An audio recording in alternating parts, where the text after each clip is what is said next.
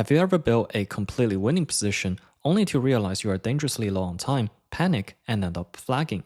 Well, today I'm going to show you a core time management concept that will help you play smarter, faster, and more solid speed chess. Hikaru Nakamura, in his work Bullet Chess, shared his insights that time should be an indicator for players to see if they have enough time to last before the game ends. This means that, on a basic level, players should always pay attention to both their own and their opponent's time to see if they can finish the game before time runs out. If we want to last before time, we need to rationalize our time usage. The most common strategy is to not waste time on simple moves.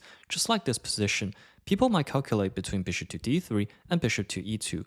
But if you're playing speed chess, just make a move. Some people will calculate like bishop to d3, takes, b5, bishop back, bishop to b7, castle a6, e4, c5, and this pawn on d4 is kind of weak.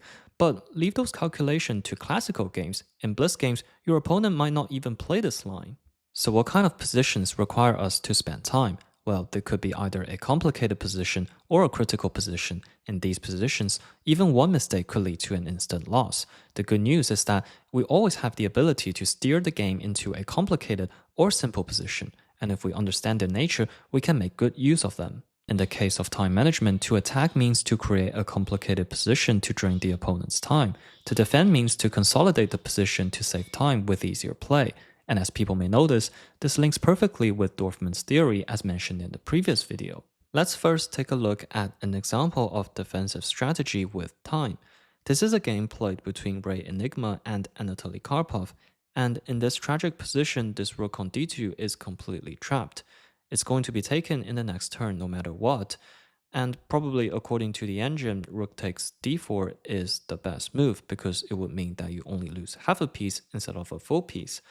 But Ray came up with a decision. He played the move rook to e2, giving up this rook completely. And what is the reason behind that?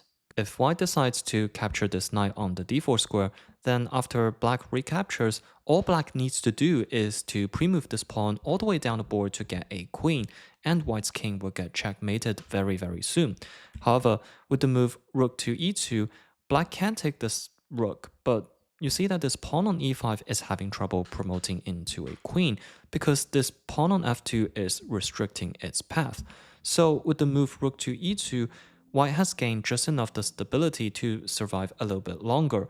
And fortunately, Karpov only had 27 seconds in this position, and it is arguably this particular move that saved Ray half a point, securing a draw.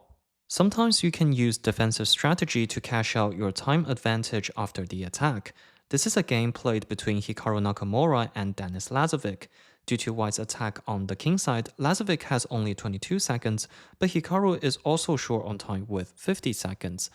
Now, white can probably go for complications like rook to e5, and after knight takes g4, rook takes e7, knight takes e3, king h2, knight f1, and king h1, the position remains unclear.